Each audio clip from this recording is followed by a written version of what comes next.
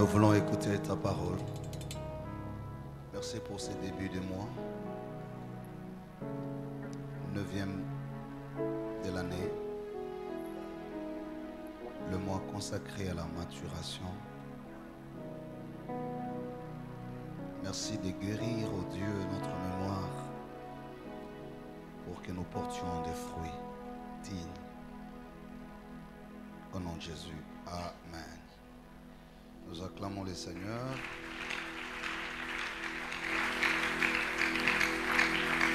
Nous prenons nos Bibles, nous allons lire l'évangile de Jésus, selon Matthieu, chapitre 21. Nous allons lire la parole de Dieu.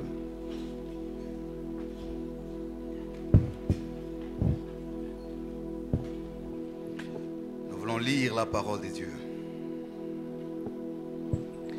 Matthieu, chapitre 21.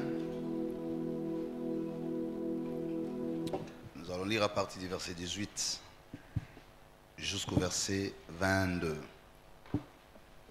Matthieu 21, 18 à 22. Le lendemain, en retournant à la ville, il eut faim. Voyant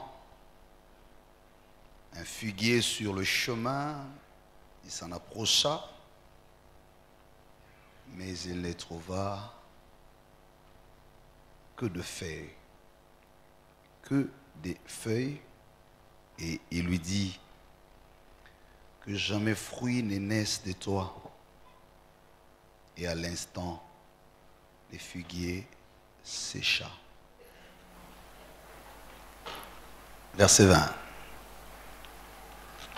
Les disciples qui virent cela furent étonnés et dirent, comment ce figuier est-il devenu sec en un instant? Jésus leur répondit, je vous l'ai dit en vérité, si vous aviez de la foi et que vous ne doutiez point, non seulement vous feriez ce qui a été fait à ces figuiers, mais quand vous diriez à cette montagne, ôte-toi de la mer, ôte-toi de là et jette-toi dans la mer, disais-je, cela se ferait. Tout ce que vous demanderez avec foi, par la prière, vous le recevrez. Parole du Seigneur. Nous rendons grâce à Dieu pour les débuts du mois. Ce mois qui est consacré à la maturité. C'est le 9e mois de l'année. Et très souvent, prophétiquement, nous disons, c'est le mois de l'accouchement. C'est le mois où nous espérons, par la grâce de Dieu, en ces premiers dimanches, qu'il y ait quelque chose de la part du Seigneur qui va rester. Nous prions que ce mois ne passe pas inaperçu. L'objectif que nous poursuivons tout au long de ces mois, le mois de septembre, c'est la maturité. Je me fais toujours le devoir de rappeler au début de chaque mois l'essence de nos objectifs qui donnent les contenus à notre vision axés sur les 5 objectifs. Et donc, si le premier objectif est l'évangélisation, pour essayer de gagner les âmes et les amener à Dieu, ainsi les amener à l'église, le deuxième objectif, c'est l'adoration. Arrivé à l'église, nous devenons un corps, un sacerdoce qui développons une relation particulière avec Dieu au travers de cultes comme il en est le cas. Nous disons c'est la relation verticale entre l'homme et Dieu. Après l'adoration, nous disons, puisque nous avons les yeux tournés vers le ciel, et nous développons cette intimité dans le culte, nous nous constituons aussi en famille. Donc on n'a pas que la relation verticale, on a aussi la relation horizontale. C'est ça, la communion fraternelle. Et puisque nous devenons une communauté et une famille spirituelle, des hommes et des femmes, qui regardent dans la même direction vers Dieu et qui partagent le même lien de communion fraternelle par la prière, la méditation, l'amour fraternel, nous devons croître. Et la croissance nous amène justement à la qualité d'une vie spirituelle. C'est ça ce qu'on appelle la maturité. Parce que l'évangélisation nous aide à la croissance numérique, croître en nombre, en termes de membres, en termes de disciples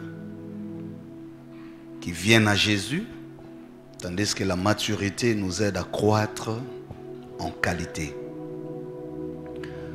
Pour nous différencier des autres, pour comprendre le sens de notre appel, pour maîtriser les défis de notre parcours et pour s'assurer de la finalité de notre mission. Et ça, c'est l'exercice de la maturité. Et bien après, nous faisons le service qui consiste à mettre au profit de la société nos divers talents, dons, grâces que nous avons reçus du Seigneur. Voilà en résumé l'esprit et l'idée de la vision axée sur les 5 objectifs. Mais puisque nous parlons aujourd'hui de la maturité et les thèmes sous lesquels le mois est placé, c'est guérir la mémoire familiale pour porter des fruits dignes. Et donc vous constatez que nous faisons là un pont entre le mois passé et celui-ci pour dire qu'il n'y a pas rupture du travail qui a commencé depuis le mois d'août. Les dimanches passés, nous avons passé de très bons moments. Nous avons suivi un enseignement qui a débouché sur des ateliers, des jeunes, des mamans et des papas ou des hommes. Et j'espère bien que chaque groupe doit s'arranger pour nous faire l'économie des résolutions arrêtées au terme de ces différents ateliers. Mais comme je vous l'avais déjà annoncé, ce travail-là n'est pas sporadique, mais c'est un travail qui doit continuer, vu son importance dans nos vies, mais aussi au regard des besoins qu'on a identifiés dans différentes vies, dans différentes familles et même dans notre société. Et donc, nous disons guérir la mémoire collective pour porter des fruits dignes.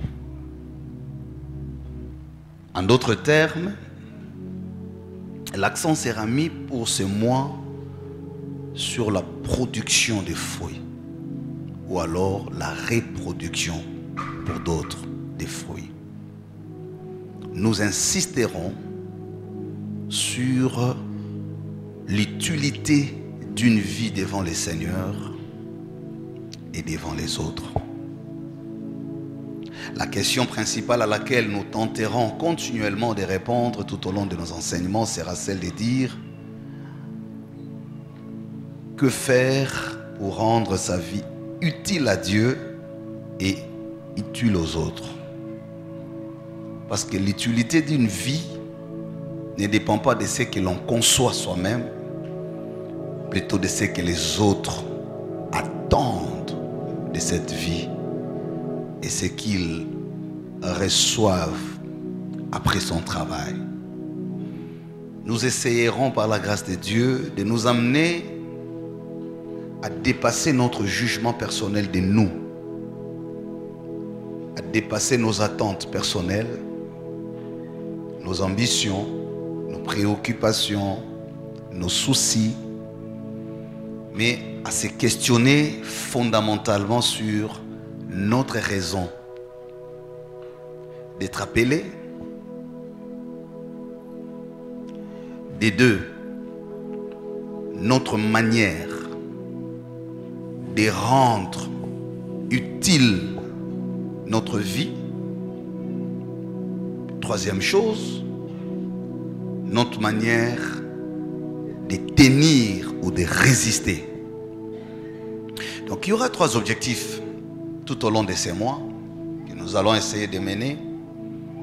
Je le répète, premièrement, dans cet exercice, il sera question de comprendre la raison de notre appel. Pourquoi vous êtes chrétien?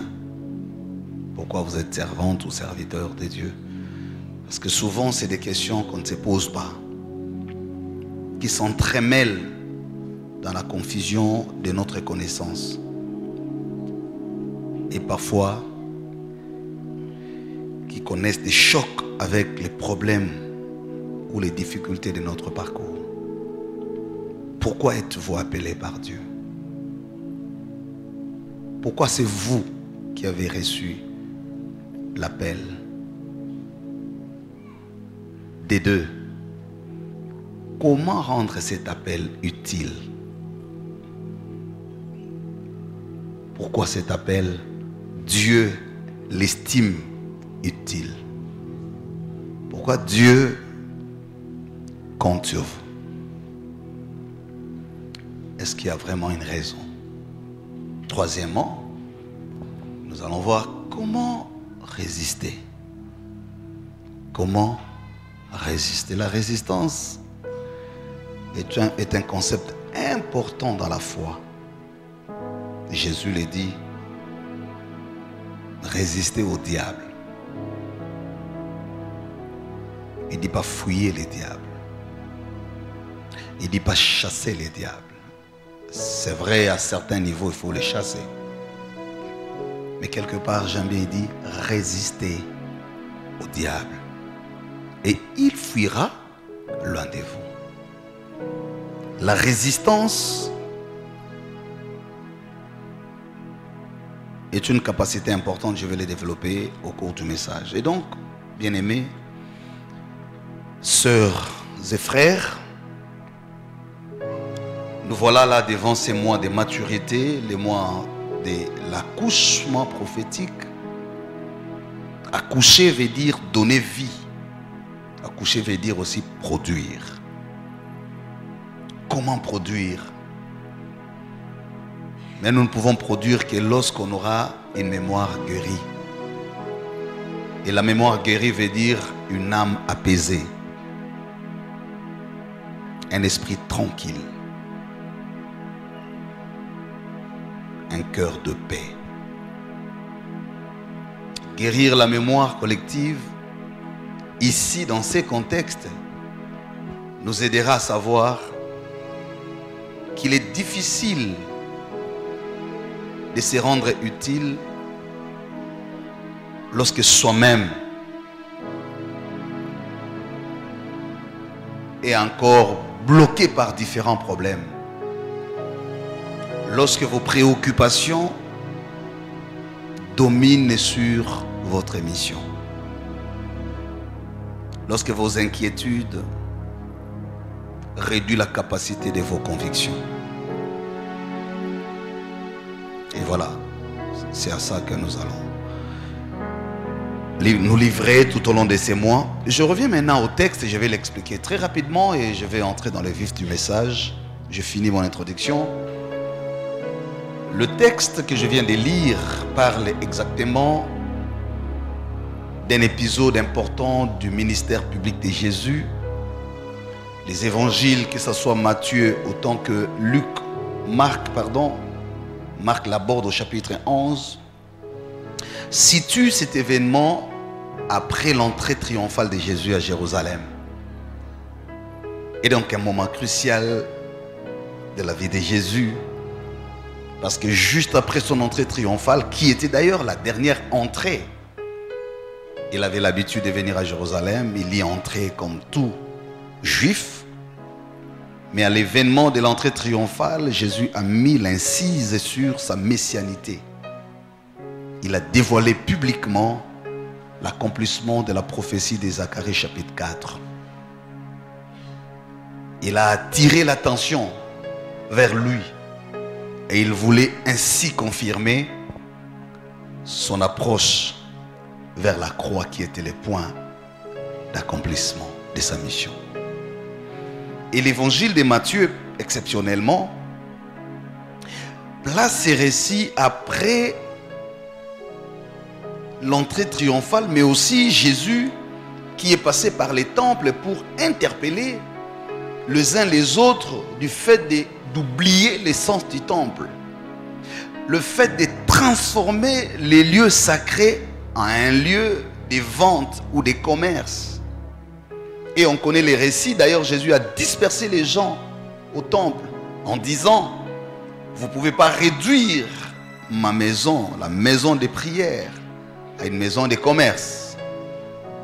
C'est juste après cet épisode que s'ouvre cette expérience. La Bible dit Jésus, accompagné de ses apôtres, il venait tranquillement. Mais j'aime bien ces récits. La Bible dit, le matin, en retournant à la ville, Jésus, c'est de lui qu'il s'agit, il eut faim. D'abord, le texte commence par montrer la dimension de l'humanité de Jésus. Parce qu'en fait, comme Dieu, on dira, il ne devrait pas avoir faim. C'est l'un des textes bibliques qui nous atteste la double dimension de Jésus en tant que Dieu, mais aussi en tant qu'humain. Ici, ce n'est pas la faim spirituelle. Il s'agit de la faim physique. Comme tout être humain peut avoir faim. Ça, c'est déjà la beauté de ces textes. Quoi qu'il accomplissait le ministère sous une onction de la plénitude, et en sa qualité de Dieu, il pouvait tout appeler à l'existence sans les concours de quelque chose d'autre. Mais la Bible montre la limite humaine en Jésus. Que lui aussi, tout en étant Dieu, mais il a fait respecter son humanité et il eut faim. Et c'est à cause de la faim qu'il a eu besoin de quelque chose. Besoin d'un fig pour manger, d'un fruit. En d'autres termes, le texte veut nous dire, si Jésus n'avait pas faim, il n'aurait pas non plus eu besoin du fruit. Il n'a pas eu besoin de ces fruits pour sa beauté. Il n'a pas eu besoin de ces fruits juste pour les décors. Mais il a eu besoin de ces fruits pour résoudre un problème. Le problème de la faim, les problèmes physiques, les problèmes humains. Et donc, frères, sœurs, vous comprenez que même Jésus n'a pas été exempté de la réalité humaine. Je rappelle les trois objectifs. Cerner ou comprendre le sens de son appel, c'est rendre utile pour les autres et pour Dieu, mais en même temps résister. Ce sont les trois objectifs que je poursuis au cours de ces messages. Et quand il eut faim, la Bible dit, aperçut de loin un figuier, un arbre, avec beaucoup de feuillage. À première vue, Jésus se disait, m'étant approché, j'y trouverai des fruits et je résolverai mon problème. Mais curieusement, et contre toute attente, s'étant approché, la Bible dit, il n'y trouva aucun fruit. Ce qui fut comme un scandale pour lui. Mais ce n'est pas possible qu'un figuier avec autant de feuillage mais n'ait pas des fruits. Ça paraissait scandaleux. En d'autres termes, quelle est l'essence? Quelle est la raison d'être de cet arbre?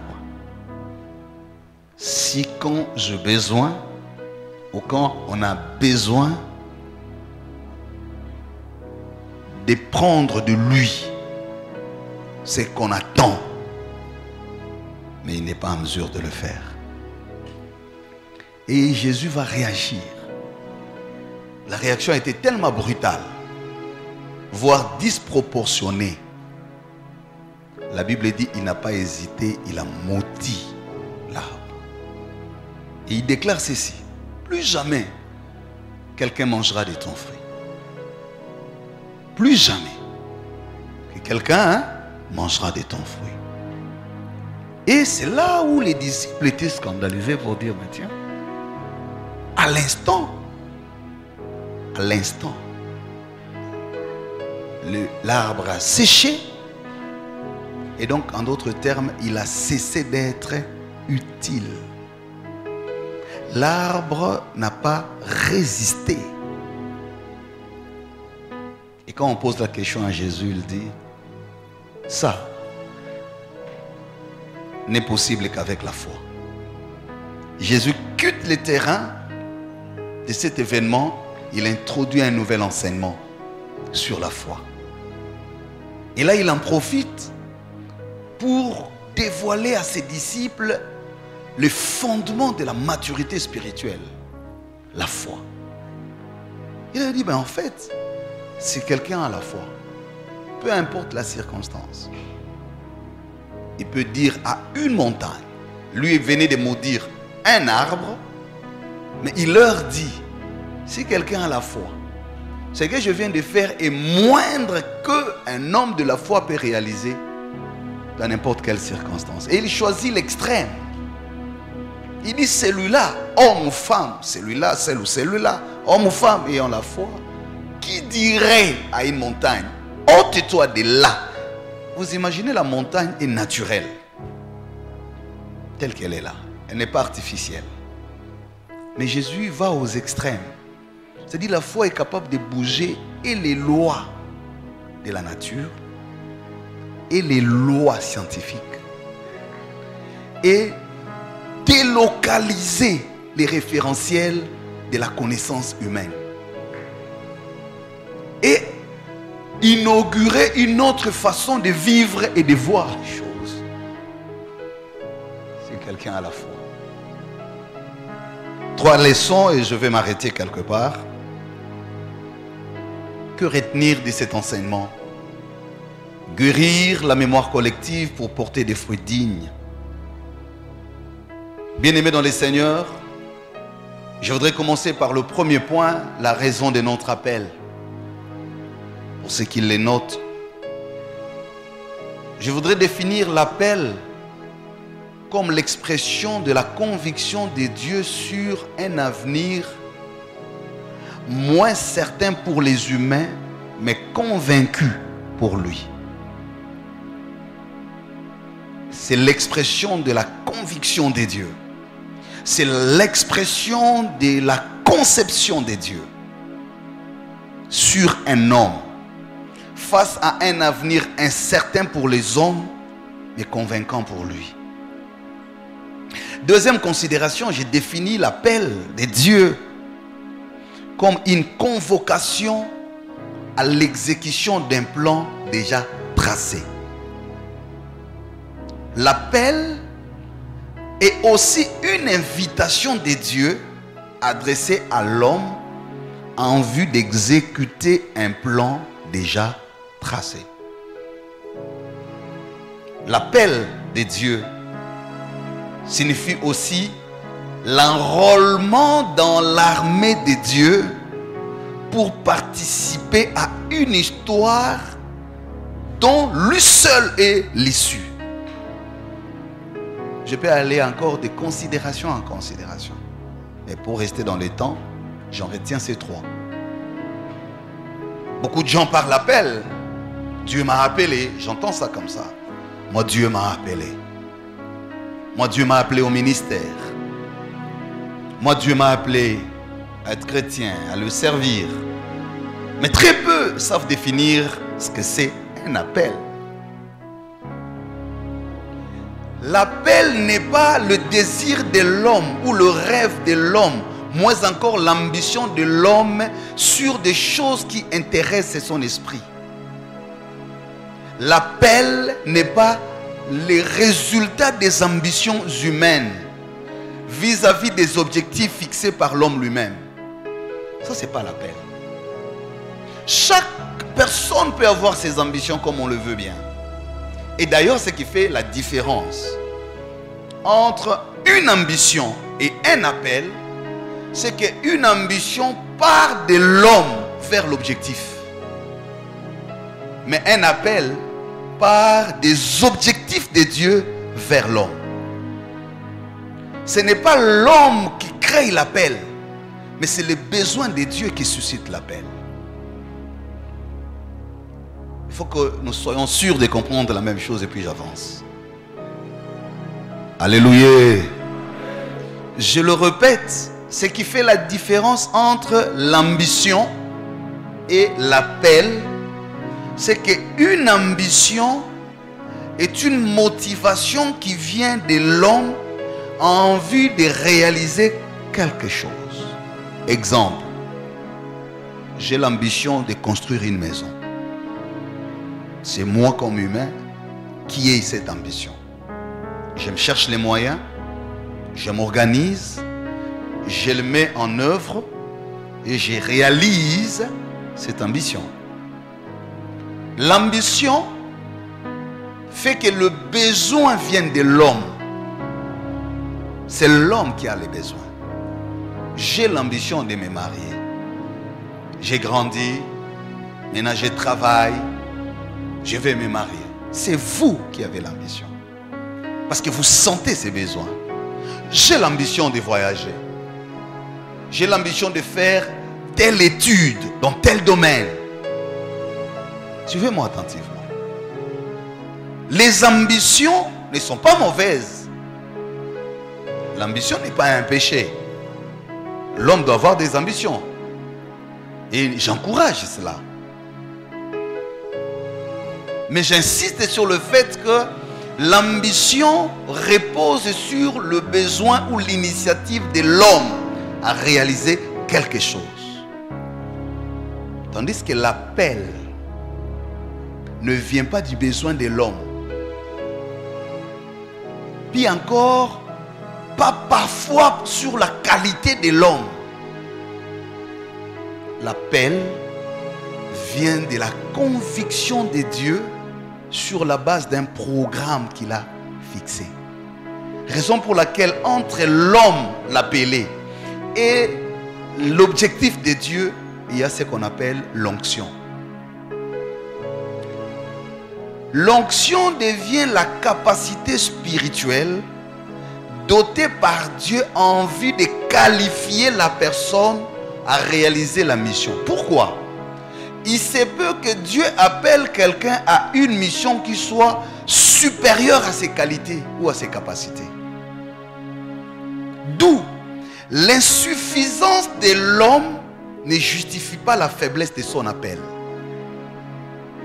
Ce qui fait la force d'un appel, ce n'est pas la force de l'homme dans l'exécution, mais la force de la conviction de Dieu en l'homme pour la chose.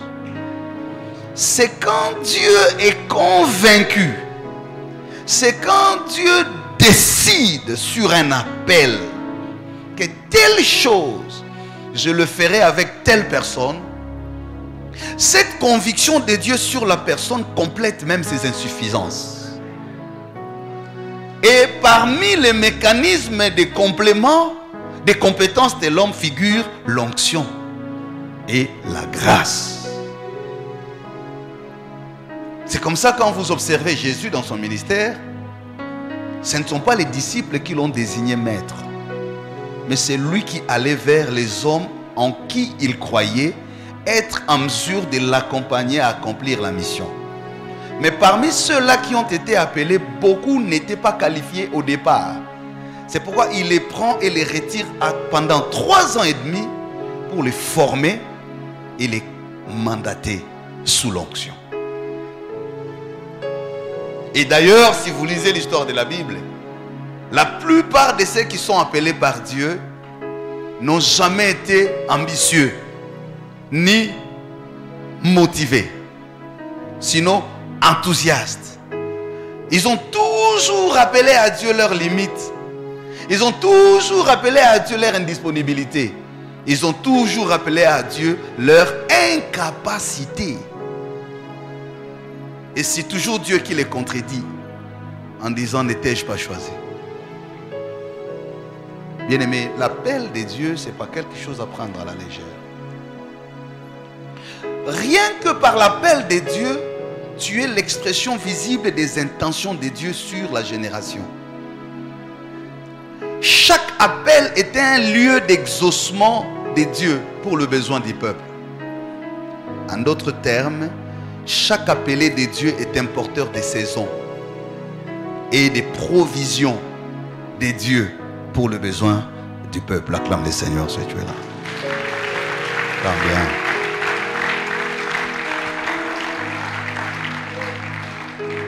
Raison pour laquelle les domaines d'appel, Dieu ne le fait pas dans la précipitation et ne le fait pas en désordre. J'aimerais que nous retenions cela sur le plan d'appel. J'ai dit en résumé, l'appel est une invitation de Dieu adressée à l'homme en vue d'accomplir un plan déjà fixé. Ce n'est pas ton appel qui suscite les plans à exécuter. Non. Raison pour laquelle on ne tâtonne pas en matière d'appel. Quand il y a appel, et derrière l'appel se cache un plan. On ne peut pas appeler sans un plan. C'est le plan de Dieu qui donne le sens et l'importance à l'appel. Dieu, l'appel c'est comme un engagement. On ne peut pas engager quelqu'un sans qu'il y ait un poste. Vous comprenez ce que j'ai dit? C'est-à-dire, lorsqu'on vous engage dans une entreprise, ça suppose qu'il y a un poste à pourvoir. Donc vous ne pouvez pas être engagé et vous signez un contrat, on dit non, attendez alors, le jour où vous aurez le poste, vous allez travailler. Ça n'existe pas. C'est parce qu'il y a un poste qu'on lance un appel à proposition. On ne propose que quand il y a un poste à pourvoir. Et Dieu aussi fonctionne de cette façon. Mais là, retenez quelque chose de plus profond au niveau des appels. C'est que l'appel a plusieurs niveaux et plusieurs natures. Chaque appel est particulier dans le plan de Dieu. Vous pouvez exercer dans le même domaine, mais tout en étant différent. La différence, ce n'est pas forcément la nature de la mission que vous accomplissez, mais les rôles que chacun accomplit dans la mission. Vous pouvez avoir une mission, mais à plusieurs dimensions et à plusieurs facettes. Dieu peut vous appeler à 10. C'est comme il a appelé les disciples. Ils étaient à 12. Mais chaque disciple avait un rôle particulier qu'il accomplissait dans la mission de Jésus. C'est un peu comme dans l'église. Vous pouvez être tous dans les chants, tous dans l'intercession, à l'évangélisation, à l'école des dimanches. Je ne sais pas où vous œuvrez. Mais lorsque Dieu vous place à 2, à 3, à 1000, ne vous effrayez pas du nombre, mais cherchez à découvrir les rôles particuliers que vous avez à jouer dans cette mission-là. C'est pourquoi celui qui est réellement appelé ne peut pas se sentir étouffé. Bazo étouffé nga. Non, ça n'existe pas quand Dieu t'a appelé. Ça, c'est la première précision. Est-ce que quelqu'un me comprend? L'appel a plusieurs natures, plusieurs niveaux, plusieurs degrés, mais parfois une seule mission. Et donc, le fait d'avoir une seule mission ne doit pas vous effrayer. Oh, Bazoara place Nanga. Jamais dans les domaines, quelqu'un qui est réellement appelé, on ne peut pas prendre sa place. Jamais. Parce qu'il y aura toujours quelque chose de si particulier que seul vous serez en mesure d'amener. Que les autres, milliers soient-ils, ne seront jamais amenés. Donc ici, avec la question d'appel, quelqu'un ne peut pas se dire non, moi, je n'ai pas je n'ai pas de place. L'église Ouana, Bimisara, Batouté. Je rappelle que nous parlons de la maturité. Nous sommes dans la maturité. Oh, nani wana bavande la batu. Nana ne loko nzambe mais barikonetanga penza te. Je vous réfère à 1 Samuel chapitre 16. David était un grand musicien, mais seuls les moutons connaissaient sa qualité de musicien. Parce qu'il jouait devant les troupeaux et non devant les hommes. Le retard de la connaissance des hommes sur le don de David n'a pas retardé ni modifié les intentions de Dieu sur sa destinée. Ce qui fait tomber beaucoup de gens, c'est parce que nous pensons que Dieu évolue au rythme de nos pensées. Un appel peut être authentique mais immature. Est-ce que je peux le répéter? Un appel peut être authentique mais immature. 1 Samuel, chapitre 2, chapitre 3. Dieu appelle Samuel. Samuel était un appelé authentique de Dieu. Mais quand Dieu l'appelle Samuel, l'immaturité de son appel faisait entendre la voix d'Élie. Pour répondre à Dieu, me voici, il allait répondre à Élie, me voici. Ce n'est pas la prophétie qui trompait. Ce n'est pas non plus Dieu qui s'est trompé. Mais c'est lui qui confondait. Un appel authentique peut être immature. Jésus, né Dieu,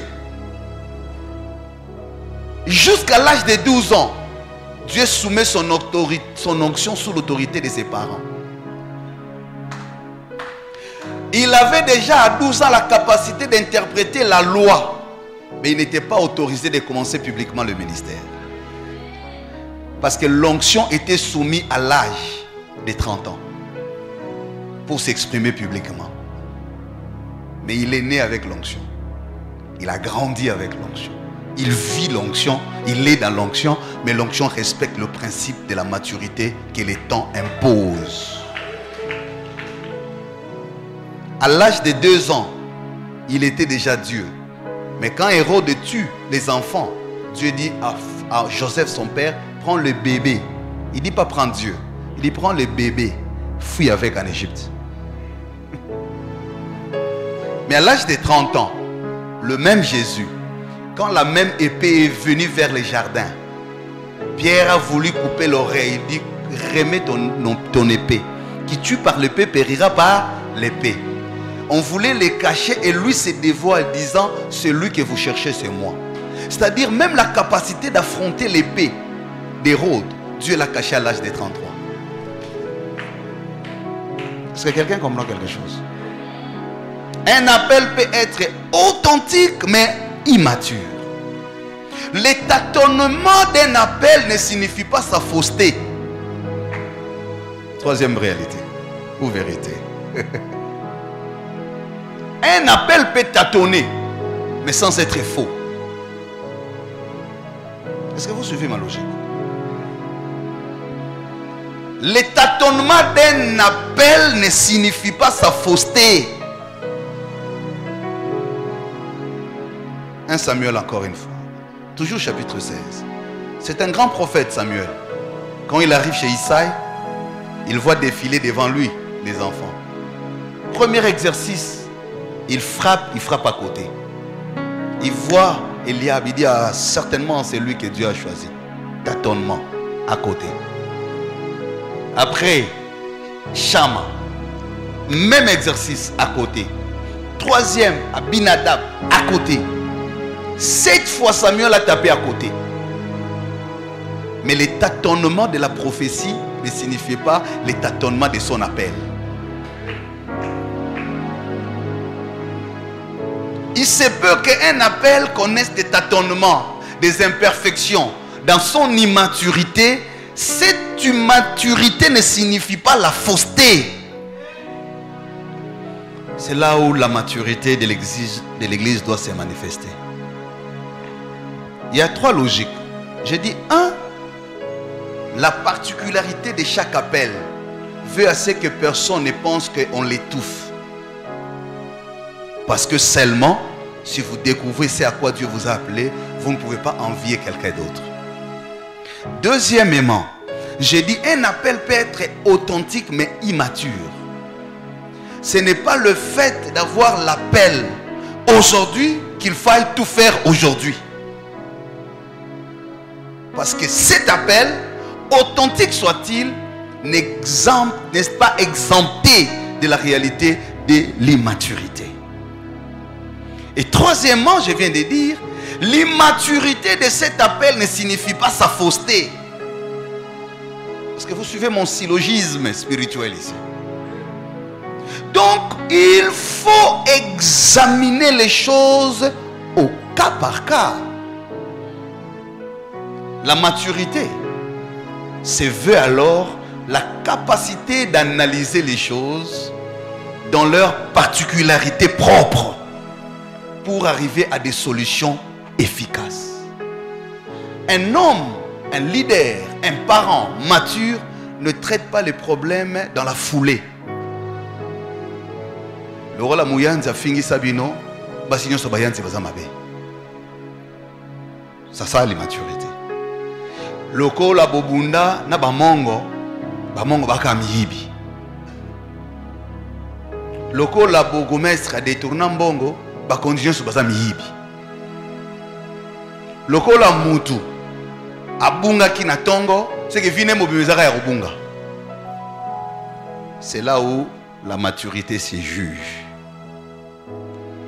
La capacité à discerner les choses au cas par cas dans leur particularité propre en vue d'obtenir des solutions efficaces. Le col à Mutumora déceva yo, c'est que mariage est dans malamte. Le rôle à moi na moko, après ça au kanda bana onyo so bazali bakela mamabe. C'est là où j'ai dit, la maturité doit nous aider justement à avoir cette capacité à discerner les choses exactement telles que Dieu les conçoit. Peut-être que ce n'est pas ceci, mais c'est cela. Peut-être que ce n'est pas le matin, mais c'est à midi. Ça ne veut pas dire que si tu as échoué le matin, c'est que tu as appelé à échouer définitivement. Non. Et donc, je reviens sur l'appel pour passer à un autre point. J'ai dit que ce n'est que mon introduction aujourd'hui. L'appel, quand Dieu vous appelle, mon frère, ma soeur, retenez ces 3 réalités ou ces 3 considérations. Dans chaque appel de Dieu, vous êtes une particularité propre. Même si vous êtes des jumeaux ou des jumelles, même si vous avez fait la même école, vous êtes une particularité propre. Est-ce qu'on peut dire particularité propre? Tu n'es pas ton père, tu es toi. Tu n'es pas ta mère, tu es toi. La réussite de ta mère ne conditionne pas ta réussite, autant l'échec de ta mère ne conditionne pas ton échec. Quelqu'un peut naître d'un parent aveugle, mais lui voit, non? N'est-ce pas? Quelqu'un peut naître d'un parent pauvre, mais lui est riche. Quelqu'un peut sortir d'une famille de sorciers, mais lui est prophète. N'est-ce pas ça? Quelqu'un peut commettre des erreurs dans son enfance, mais devenir une bénédiction pour la nation. Tu es une particularité propre.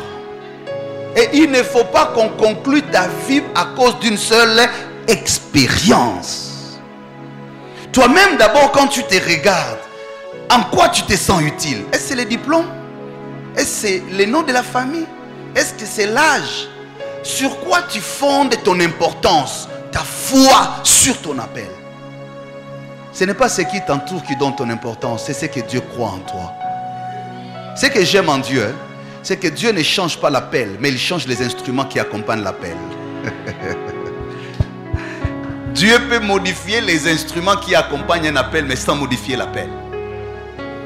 Parce que la Bible dit, il ne se répand pas de ses dons.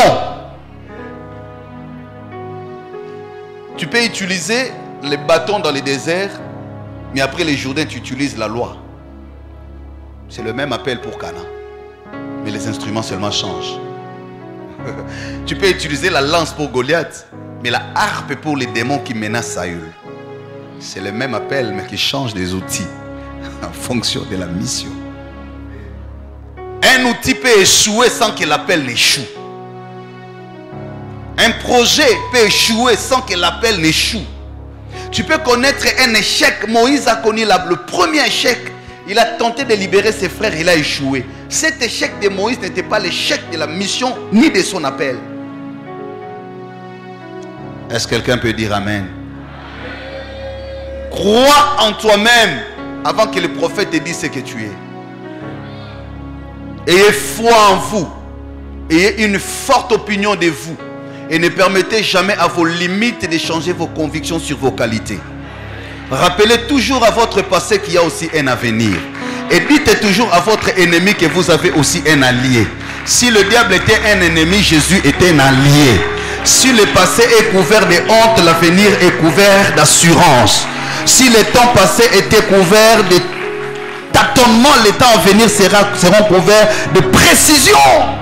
Un temps ne résume pas la vie de quelqu'un. Une étape ne clôture pas le parcours d'un héros. Un échec ne limite pas la force de la grâce de quelqu'un. Tu peux connaître un échec sans que ta grâce soit dénaturalisée. Réveille-toi et prends courage. Rends-toi à l'évidence que je suis un appelé de Dieu. Ce n'est pas parce que mon père le dit, parce que Dieu me l'a dit. Ce n'est pas parce que ma femme me le dit, parce que Dieu me l'a dit. Ce n'est pas parce que la société le refuse, mais parce que Dieu me l'a dit. Alléluia. Rien ne peut changer l'essence de ton appel. Dieu t'a appelé parce qu'il croit en toi. Je vais dire à quelqu'un, la foi de Dieu en toi a provoqué cet appel-là. Tu n'étais même pas encore né. J'aime la Bible. Pendant que le père de Gédéon l'appelait du nom d'un boulanger, Dieu l'appelait du nom d'un héros. Il s'est fait que Dieu et ton père soient dans la contradiction de la compréhension de ton avenir. Ton père peut te donner la fonction du boulanger alors que Dieu te donne la fonction du sauveur. David était le roi des animaux par son père, mais il était le roi des hommes par Dieu. Il se fait que ton père soit dans la confusion de l'usage de ton onction. Il considère qu'en étant le plus petit, ta vie est conditionnée au troupeau. Mais Dieu considère que tu es le premier à être roi et ta vie est conditionnée à la royauté. Je corrige la vision de ton père sur toi. Je corrige la vision de ta mère sur toi. Les parents de Moïse ont voulu les garder comme un cadeau du ciel pour décorer la maison. Mais le ciel l'a envoyé pour libérer les Égyptiens, les Hébreux des Égyptiens. Il se fait que ton père, son affection soit le cimetière de tes convictions. Il y a des affections qui n'aident pas. Quelqu'un peut beaucoup t'aimer, mais en te rendant immature dans l'appel. Il y a des fois où tu dois te détacher de ceux qui t'aiment beaucoup pour être plus conscient de ce qui t'attend. Je suis venu dire à quelqu'un, ton appel est l'expression des intentions de Dieu. Dieu a cru en toi avant que tu ne croies en lui. Il n'a pas attendu ta maturité pour te dire que tu es bon pour lui. Mais avant même que tu ne naisses, il dit à Jérémie, avant que tu ne sois conçu dans les ventres de ta mère, avant que ton père ait l'idée d'épouser ta mère, avant que ta mère ait porté le premier jour la sémence dans son sein, avant que le médecin ne vienne consulter, moi Dieu, je te connaissais. De là où je te connaissais, je t'ai établi prophète des nations. En d'autres termes, ce n'est pas parce que tu pries beaucoup que tu deviens prophète. Non, non, non. Ce n'est pas parce que tu donnes beaucoup que tu deviens prophète. Non. C'est parce que moi, Dieu, je crie en toi. Et la Bible déclare ce qu'il a connu d'avance, il les a prédestinés. Parce qu'il les a prédestinés, il les a appelés. Parce qu'il les a appelés, il les a justifiés. Parce qu'il les a justifiés, il les a glorifiés. Je vais dire à quelqu'un, dans le schéma de l'appel de Dieu, ce n'est ni ton diplôme qui comptera, ce n'est ni ta beauté qui comptera, ce n'est ni l'amour de ton père qui comptera, c'est la conviction de Dieu. Et je vais bénir cette génération en disant, elle est bénie parce qu'elle t'a toi parmi elle. La Bible dit, Dieu cherche un homme, il n'en trouve pas. Dieu cherche un homme. Ah, je suis en train de dire à quelqu'un, si au temps de Jésus, la force était dans le figuier, en ces temps, tu es le figuier du Congo. Dieu sait que le fruit qui va résoudre les problèmes du Congo est en toi. Ne te minimise pas. Prends courage et avance. Pendant que Dieu appelle Moïse, Moïse rappelle à Dieu les tâtonnements de son langage. Mais j'aime Dieu. Au lieu de délier le langage de Moïse, il a délié la compréhension de Moïse. Il lui a dit, je ne délierai pas ta langue, mais je mettrai Aaron à tes côtés qui parlera. Mais Moïse continue à poser des questions. Au lieu de faciliter le langage de Moïse, il facilite la compréhension. Il pose la question à Moïse, qu'as-tu d'entre tes mains? Il dit un bâton. Il dit jette les bâtons. Quand il jette, ça devient les serpents. En fait, Dieu voulait lui dire, comprends désormais que moi je suis avec toi et dans ton bâton se cache un serpent. Comprends seulement qu'avec ces bâtons c'est que je suis avec toi. Tu n'as pas besoin d'avoir la facilité du langage, mais aie la facilité de comprendre que je ne te laisserai pas, je ne t'abandonnerai pas, je serai avec toi. Où tu arriveras, je serai là. C'est pourquoi quand il arrive devant la mer Rouge, il n'attend pas la prophétie. Lui-même déjà dans la maturité, il dira, les Égyptiens que vous voyez aujourd'hui, vous ne les verrez. Qui lui a dit ça? Ce n'était pas la prophétie, mais c'est la maturité. Parce qu'il savait, j'ai l'instrument qui résout les impossibilités de mon parcours. Même, écoute ce que je vais te dire. Dieu ne te donnera pas les détails des épreuves de ta vie, mais il te donnera les détails de l'exercice de la grâce de ta vie sur les épreuves de ton parcours. Il n'a pas besoin de te dire, le matin tu trouveras ceci, le soir tu trouveras cela. Dieu n'a pas donné les détails du désert à Moïse, mais il a donné le détail de la fonction, du fonctionnement du bâton à Moïse. Il voulait seulement dire à Moïse, avec les bâtons tu les lèveras, Amalek perdra. Tu le soulèveras, l'eau s'ouvrira. Tu le frapperas, l'eau jaillira. Le même bâton a plusieurs fonctions devant les impossibilités de ton parcours. Je le répète encore, Dieu ne te donnera pas les détails des épreuves de ta vie, mais il te donnera le détail de sa grâce sur toi. Il n'attire pas ton attention sur tes ennemis. C'est pourquoi Dieu n'a pas attiré l'attention de David sur la taille de Goliath, mais il a attiré l'attention de David sur la pierre et sur l'espace qui était sur le front de Goliath. Ce qui intéresse Dieu, c'est pas la taille de tes ennemis, mais c'est ce que peut faire le nom de Jésus que tu possèdes face aux problèmes que tu rencontres. Je vais dire encore à quelqu'un, Dieu n'a pas donné les détails de la stérilité de Sarah à Abraham, mais Dieu a donné les détails de la prophétie sur Isaac. Arrête de chercher le détail de tes épreuves. Prophète alobini nyango, Zamba alobini nango pona kananga. Est-ce que nakobala, to nakobala, ça ce n'est pas ton problème. Quelqu'un qui est mature ne cherche pas le détail de ses épreuves. Jésus n'a pas cherché le détail de la croix. Il n'a pas voulu chercher qui sera avec moi à côté, qui me percera, qui m'insultera. Tout ce que Jésus avait comme détail, c'était tout est accompli. Il avait un détail, que je mourrai à la croix et je ressusciterai après 3 jours. Je prophétise au nom de Jésus. Peu importe ce que tu traverses aujourd'hui, Dieu me dit de te dire, tu es l'appelé. L'appelé développe la maturité. Tu n'as pas besoin du détail sur le passé de ta femme. Tu as plutôt besoin du détail sur l'avenir de ta femme. Quand Moïse arrive chez Jéthro, il ne cherche pas les détails sur le passé de Séphora, mais il cherche les détails sur l'avenir de Séphora. Arrête de te poser la question d'où il vient, qu'est-ce qu'il a mangé, où il a étudié. Pose-toi des questions, est-ce qu'elle m'accompagnera à ma destinée? Le détail de sa famille ne t'intéresse pas trop. Si tu aimes les détails du passé, tu vivras le passé. Mais si tu aimes le détail de l'avenir, tu vivras l'avenir. Je suis venu dire à quelqu'un, arrête le détail. Le parent de Moïse n'avait pas le détail sur la naissance de l'enfant. il n'avait qu'un bébé, mais les détails n'étaient pas sur l'enfant, mais c'était sur l'avenir de l'enfant. Maman, tu ne connais pas l'enfant que tu portes là. C'est un grand prophète dans un petit corps. Peut-être que tu ne les comprends pas aujourd'hui. Dieu te cache les détails pour ne pas te pousser au détail du péché. Il réserve le détail à lui et à lui seul. Si le diable avait le détail de la croix, il ne commettrait pas l'erreur de mettre Jésus à la croix. Si il a mis Jésus à la croix, parce qu'il n'avait pas les détails sur la croix, il s'était limité seulement à tuer, à humilier et à exposer. Mais un détail échappé, c'est Genèse chapitre 3 verset 15. Tu lui blesseras les talons et lui t'écrasera la tête. Je bénis Dieu parce que le détail de la croix est caché dans le livre de Genèse.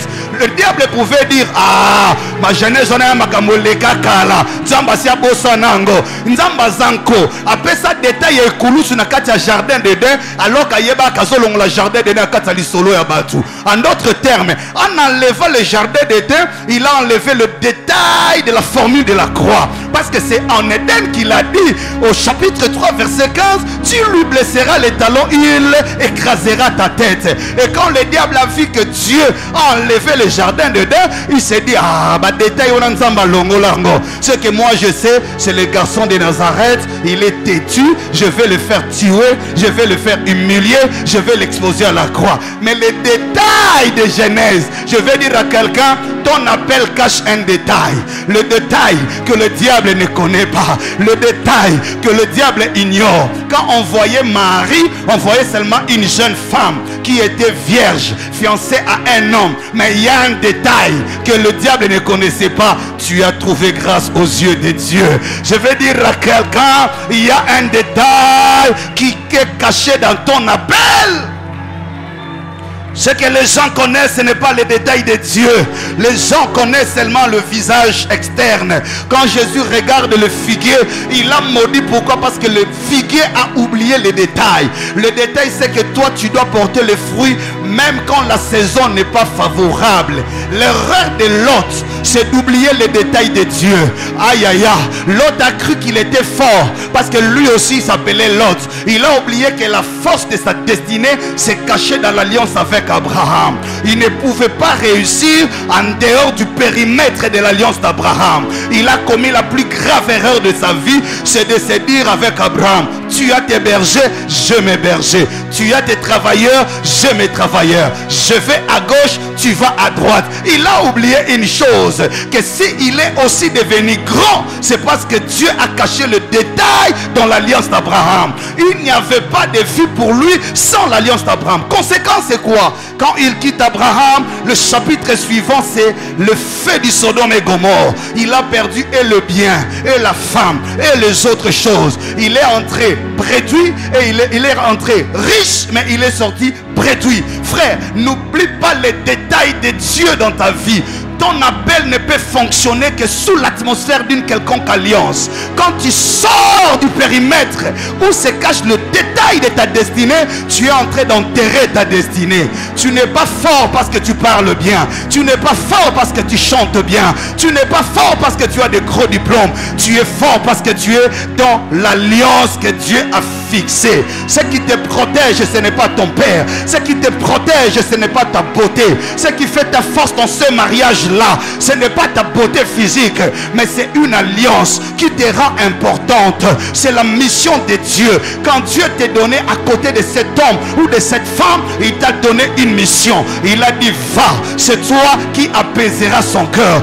Va, c'est ton épaule qui portera ses fardeaux. Dieu, quand il t'a mis dans cette famille, il y a un détail que tu ignores. Tu n'es pas enfant là-bas parce que les gens t'aiment beaucoup, mais parce que tu es la piste par laquelle Dieu atterrira pour sauver la famille. Et quand tu oublies les détails de la grâce de Dieu dans ta vie, tu es en train d'enterrer ta mission. Le figuier a été maudit parce qu'il avait oublié les détails de son appel. Je dis à quelqu'un, tu n'es pas comme tout le monde.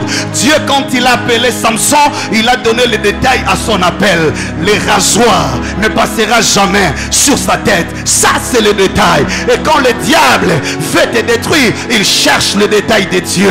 Bien-aimé dans le Seigneur, comprends ce que je viens de te dire ce matin. Tu as occupé des fonctions, pas parce que tu n'as pas été très intelligent. Le détail de Dieu, c'est ton cœur, la grandeur de ton cœur, la patience de ton cœur a fait que Dieu te confie de grandes responsabilités. Tu es en vie, pas parce que tu manges bien, pas parce que tu es bien soigné. Il y a les détails de Dieu, parce que toi tu deviens la référence de la génération. Tu es l'arbre de la sagesse, sous l'ombre duquel des générations viendront apprendre. Il y a parfois des erreurs, il y a parfois des parcours difficiles que Dieu fait permettre à certaines personnes pour qu'ils deviennent eux-mêmes la référence à des jeunes générations, pour que ta vie devienne une école. Beaucoup viendront apprendre à connaître Dieu par le détail de ton histoire, par les éléments du parcours de ta vie. Ta stérilité n'est pas une honte, mais une école de la foi. C'est par elle que le monde comprendra. Dieu est capable de changer les données de l'histoire. Je vais dire à quelqu'un, quand tu es avec Dieu, tout ce qui se passe compte. Rien n'est innocent. Il y a des choses qui se passent dans ta vie sans que tu ne t'en rendes compte. Tu ne sais pas pourquoi Dieu a gardé David longtemps dans le désert. Pendant que les frères fêtaient dans la maison de papa, David était dans l'école de son onction. Dieu le préparait. 1 pour Goliath, 2 pour gérer Israël, 3 pour laisser l'héritage du temple. Et cette école-là, il a appris derrière les troupeaux. L'école de la patience, l'école de la repentance, l'école de l'entraînement avec les lions et les ours. C'est là qu'il a appris comment on peut sauver une vie, même quand elle est en danger de mort, même quand la brebis dans la gueule des lions est déjà décidée à mourir. L'école du salut de David a été développée dans le désert. Tu ne sais pas pourquoi Dieu te fait passer par là. Tu es un arbre qui porte encore des fruits. N'oublie pas ces détails-là. N'oublie pas, bien-aimé, ce n'est pas parce que tu es jeune que tu ne représentes rien. Non, Dieu a maudit le figuier parce que l'image de l'inconscience de l'appel. Il dit plus personne ne mangera de tes fruits. En d'autres termes, tu ne te rends pas utile. Tu ne comprends pas ton utilité. Tu ne sais pas pourquoi tu es là. C'est pas pour gagner de l'argent, mais c'est pour sauver des vies. Tu ne sais pas pourquoi tu es là. C'est pour enseigner les autres et non se réjouir du miracle de Dieu. Paul a dit, je sers un Dieu fort, grand et puissant, mais il a mis une charde sur moi. Le charde de Dieu signifie la simplicité de l'humanité, signifie les limites de l'homme. J'ai l'onction, j'ai la puissance, mais Dieu me limite pour me garder dans le carcan de la soumission. En voyant le charde, je dirais, je ne suis qu'un humain. Tout ce qui se passe dans ma vie n'est que le fruit de la grâce. Et Dieu m'épargne à l'orgueil, Dieu m'épargne au sursaut de confiance en soi-même. Il y a des choses, ma soeur, tu pries beaucoup, tu te sanctifies beaucoup, mais Dieu retarde le mariage. Il veut te dire seulement, ce n'est pas la beauté qui fait entrer dans le mariage. Il veut seulement te dire, c'est parfois les genoux qui peuvent te faire entrer là où l'argent a échoué. Peut-être que tu es en train de vivre des choses. Tu te dis, je ne comprends pas. J'ai longtemps vécu dans cette maladie. Maladie en aussi la terre. Dieu est en train de te montrer une chose. Il est capable de vivre en étant dans la fournaise ardente. Ezopela, ezoziki sabamisusu, mais yonakati orozikate. Moto aboyi koboma. Arabi orozala nakati wana. Mais nakati ya moto wana, mais moto eziki sa suki na yote. Yo banda kosambela, nzambe longolanga na moto yo. Nzambe longolanga la fournaise. Non, non. Ton exaucement n'est pas que tu sortes de la fournaise, mais que tu vives dans la fournaise sans mourir. Je dis à quelqu'un, ne change pas la nature de ce que Dieu veut faire avec toi. Oh, je suis en train de sentir le bruit. J'entends le bruit dans mes oreilles. Je suis en train de voir cette atmosphère prophétique. Il y a des dons, il y a des talents qui étaient ignorés du grand public. Le Seigneur me dit, il est en train de guérir la mémoire. Il te redonne la paix. Il te redonne la confiance. Il te donne l'espoir. Toi qui étais abattu, réveille-toi. Tu es un vaillant héros. Tu porteras des fruits. Que la vision de ta mère ne te dévie pas. Que les songes que tu as eu la nuit ne te déstabilisent pas. Dieu ne modifie pas ses intentions sur les appelés de Dieu. Quand il les appelle, il ne consulte personne. Je vais dire à quelqu'un, Dieu guérit ta mémoire ce matin. Il te dit, Adam Piaka, la piakalogie ne changera pas l'onctiologie. Sous l'impiaka de ta vie, l'onction de Dieu est encore en toi. Tu as l'appel de Dieu. Même si le mari ne le respecte pas, même si ton mari ne le croit pas, au ciel, quelqu'un croit en ça. Et cela est suffisant. Les parents de Moïse n'ont pas cru en lui. Ils l'ont caché comme un colis. Mais Dieu a cru en lui. Je dis à quelqu'un, réveille-toi. Il y a des femmes de ministère ici. Il y a des femmes qui vont bouleverser les Congo. Il y a des hommes qui vont bouleverser les Congo. Mais ces hommes sont où? À Bethléem, terre de Juda, la moindre, la moins considérée. Je dis à quelqu'un, Mephibosheth était dans le débat. La distance que les événements ont imposée à Mephibosheth n'ont pas éloigné les intentions de David. Bako bombo musika, bako longolo na liste, ata ba longola yo na liste, ata ozana yo koka. Mephibosheth n'avait pas le pied pour arriver à Jérusalem et venir rappeler le souvenir à David. Je prophétise au nom de Jésus. Là où tu ne sauras pas arriver, Dieu se déplacera vers toi. Mais Mephibosheth n'est pas allé à Jérusalem, mais le cortège de Jérusalem est allé vers lui. Quand tu as la paix de Dieu, même si c'est dans le désert, Dieu viendra vers toi. Il a déplacé l'onction avec Samuel. Il a dit, va chez Isaïe à Bethléem. Tu quittes le nord vers le sud. C'est là qu'il y a mon appelé. Je prophétise au nom de Jésus qu'un mouvement spirituel se passe. Des hommes, des femmes dont on ne connaissait pas, on ignorait l'appel, la grâce, l'onction et l'alliance. Le Seigneur provoquera un mouvement. Ce n'est pas toi qui iras vers lui, mais c'est lui qui viendra vers toi. Je viens de te dire à l'introduction, l'ambition est différente de l'appel. L'ambition, c'est toi qui cherches à aller, mais l'appel, c'est Dieu qui vient vers toi. Peu importe ton nom, peu importe ton âge, peu importe ton histoire, peu importe ton niveau, peu importe ta tribu, moi je sais, tu es un appelé de Dieu. Ne baisse pas les bras, ma soeur, ne baisse pas le bras, mon frère. Relève-toi. La pauvreté d'aujourd'hui n'enterre pas ton avenir. Tu sortiras vainqueur, tu te relèveras. Même si tu as manqué le fruit le matin, tu en produiras le soir. Même si tu as été humilié le matin, tu seras honoré le soir. Dieu ne se répand pas de ses dons. Oh, lève-toi, lève-toi, lève-toi.